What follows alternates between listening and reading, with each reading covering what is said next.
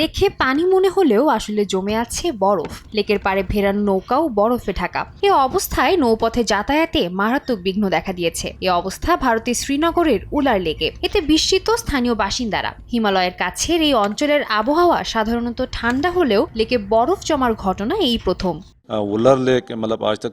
আমরা শীতের সময় কখনো উলার লেকে বরফ জমতে দেখিনি। গত 7 থেকে 10 দিন ধরে তাপমাত্রা কমছেই। এটাই বরফ জমার কারণ বলে ধারণা করা হচ্ছে।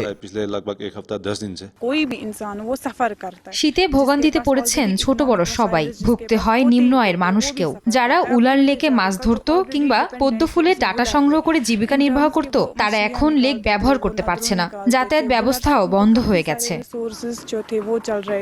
তীব্র শীতে থমকে গেছে লেক নির্ভর জীবন। বেশি দিনের অবস্থা থাকলে মারাত্মক বিপাকে পড়তে পারেন স্থানীয়রা। আবহাওয়া দফতর জানিয়েছে শ্রীনগরের তাপমাত্রা 3.2 ডিগ্রি সেলসিয়াসে নেমে এসেছে, যেখানে কিছু কিছু জায়গায় তাপমাত্রা -3 ডিগ্রি পর্যন্ত রেকর্ড হয়েছে। এর আগে সোমবার কাশ্মীরের ডাল লেকেও একই দৃশ্যের দেখা মেলে, যেখানে তাপমাত্রা -7 নেমে আসে। সাদিয়া তাসনিম, সময় সংবাদ।